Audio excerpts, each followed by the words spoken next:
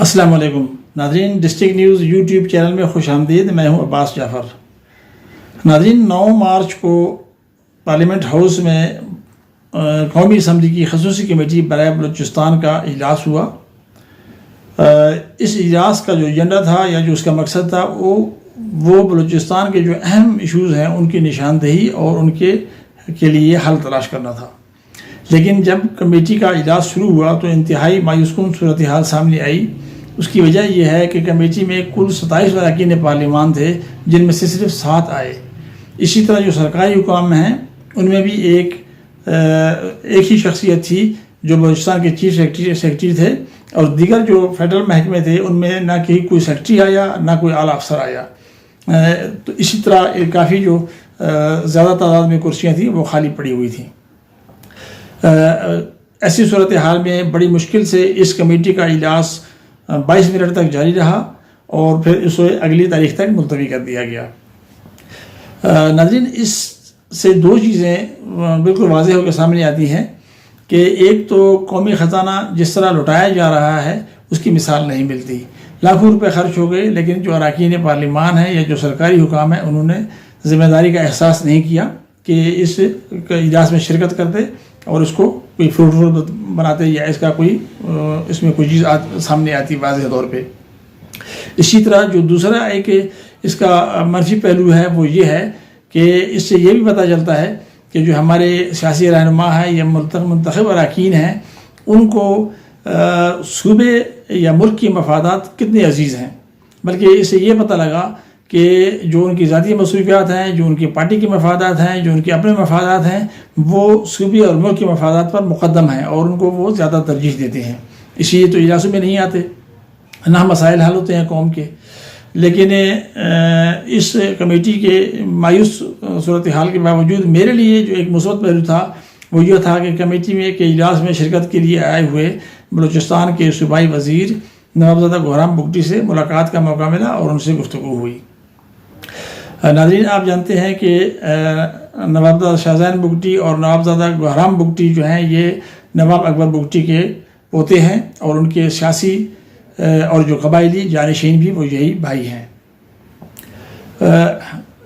نوابزادہ گوہرام بگٹی سے جو گفتگو ہوئی اس سے مجھے یہ تاثر ملا کہ ایک انتہائی ذہین اور فہم و فراست کی حامل شخصیت ہیں، اور خصوصاً جو ماضی قریب میں انہیں جس رویے کا سامنا کرنا پڑا یا جس حالات سے وہ گزرے اس کے باوجود نہ تو وہ مایوس ہیں اور نہ ہی انہوں نے امید اپنی آس توڑی ہے، بلکہ وہ انتہائی مثبت اور غیر متزلزل یقین کی حامل شخصیت ہیں۔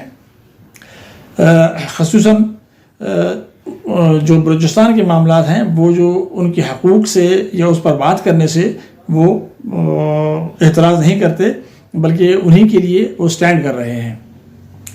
اگرچہ ان کے دادا نواب اکبر بگٹی کو انہی حقوق کی آواز بلند کرنے کی پاداش میں وہ شہید ہوئے 2006 میں، لیکن ان پر الزام یہ لگایا گیا تھا کہ وہ ملک دشمن ہے، حالانکہ ایسی کوئی بات نہیں تھی اور نہ ہی بعد میں ثابت ہوئی، بلکہ یہ پتہ لگا کہ اس وقت کے جو حکمران تھے وہ ان کی ذاتی انا کی لڑائی تھی۔ وہ نواب بگٹی کو جھکانا چاہتے تھے اور ان سے اپنی مرضی کا سلوک کرنا چاہتے تھے، جس پر انہوں نے رجسٹ کیا اور انہوں نے بجائے جھکنے کے یا اپنے موقف سے بردار ہونے کے انہوں نے شہادت کو ترجیح دی۔ نوابزادہ گوہرام بگٹی کے لہجے میں بھی یہ شکوہ تھا اور یہ شکایت تھی، لیکن اس کے ساتھ ساتھ امید اور جو یقین ہے اس کا اظہار زیادہ قوی تھا۔ آپ ان کی گفتگو ملاحظہ کریں۔ دوسرا میٹنگ تھا کمیٹی کا، اس کے اندر آج ہم لوگوں نے صرف ٹرم آف ریفرنس فائل کیے ہیں، جس کے اندر جو ہمارے جاب کوٹاز ہیں، ہمارے جو اسکالرشپ کے بچے جو ہمارا حق ہے جو باہر جانے کے لیے وہ نہیں مل رہا ہے، اور چاہے مزید جو وہاں معاملات ہیں جو فیڈرل ڈویژنس کے کمپنیز ہیں OGDC LPPL، اسی حوالے سے جو نئے سینسز ہو رہے ہیں، جو لوگ نقل مکانی کرنے پر مجبور ہو گئے تھے کیونکہ 2005-06 کے بعد جب حالات خراب ہوئے تھے بلوچستان کے، تو یہ تمام چیزوں پر ہم لوگوں نے ڈسکشن کیا اور انشاءاللہ بھی امید ہے اور کہ جو مسئلے اور مسائل ہیں وہ حل ہوں گے۔ لیکن پچھلے 75 سال سے نہیں ہوئے، لیکن 75 साल से हम लोग भी इस बात को हमेशा उठाते रहे और मज़ीद उठाते जाएंगे। अच्छा सर, देखिए आज तो सिर्फ टर्म ऑफ रेफरेंस था ना, आज तो एक जो मसले मसाइल हैं उनके हम लोगों ने सिर्फ निशानदेही किया है। अभी जितने फेडरल सेक्रेटरीज हैं या जो कंसर्न डिपार्टमेंट्स हैं उनके पास क्वेश्चन जाएगा, तो अगले मीटिंग में सब ये शिरकत करेंगे। जी तो सर वफाकी वज़रा को तो आना चाहिए था एटलीस्ट। जी क्या समझते हैं आप इस मुताबिक? नहीं, हमें उम्मीद है, अगर उम्मीद नहीं होता तो इधर नहीं आ चुके। मतलब आज नहीं आए तो नेक्स्ट?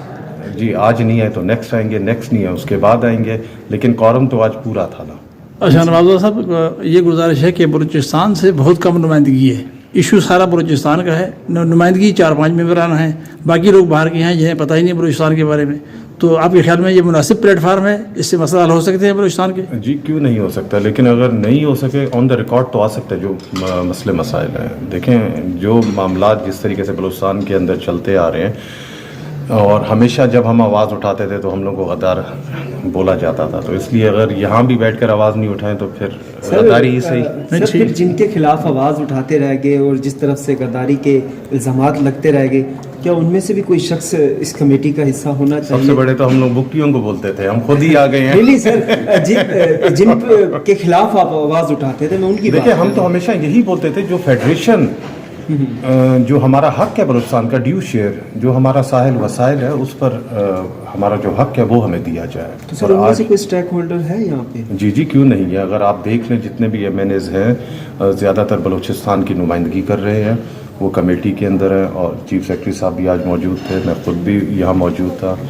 और CM साहब के जो डायरेक्शन है वहाँ से उनसे उन्होंने डिस्कशन किया, उन्होंने यही चीज़ पर ओके किया, तो इसलिए आज मौजूद है। अच्छा नवाज़ साहब, आज एक नोटिफिकेशन इशू हुआ है बलूचिस्तान में कि जो लोकल बॉडीज़ इलेक्ट हुए हैं नए, उनको उन्होंने इख्तियारात दे दी हैं, तो क्या फंड्स हैं इतने सफिशिएंट बलूचिस्तान गवर्नमेंट के पास कि जो लोकल बॉडीज़ काम कर सकेगी वहाँ पे जो नुमाइंदे हैं? लेकिन जिस तरीके से आजकल पूरे पाकिस्तान के मामला जा रहे हैं, तो आप खुद देख सकते हैं कि जो फाइनेंशियल क्रंच की वजह से हम सबको इस टाइम एक दूसरे की मदद करना चाहिए, टांग नहीं खींचना चाहिए। जितने फंड्स हम लोगों के पास अवेलेबल है, हम लोग कोशिश कर रहे हैं कि बेहतरी के लिए हम डाइवर्ट करें उनके पास।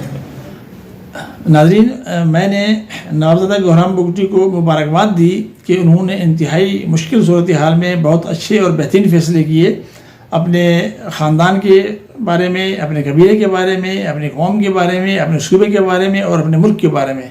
और इन दोनों भाइयों के रवैये से बलूचिस्तान के मसाइल में भी काफ़ी हद तक कमी आई, ख़ुसूसन जो उनका अपना कबीला पूरा जो ज़ेर ताब रहा माजी के हुक्मरानों में, वो बहुत हद तक उसमें कमी वाक़ई हुई। इसी तरह जो रियासत के मसाइल हैं वो भी बहुत हद तक कम हुए। नाज़रीन, हमें उम्मीद है कि नवाबज़ादा शाहज़ैन बुगटी और नवाबज़ादा गौहराम बुगटी बलूचिस्तान के हकूक़ के लिए अपनी आवाज़ बुलंद रखेंगे, और उसके साथ साथ वो इंतहाई मुस्बत अंदाज में इन हकूक़ के हसूल के लिए और अपने लोगों की बेहतरी के लिए अपनी जद्दोजहद जारी रखेंगे। प्रोग्राम के बारे में अपनी राय ज़रूर दीजिए। अल्लाह हाफ़िज़।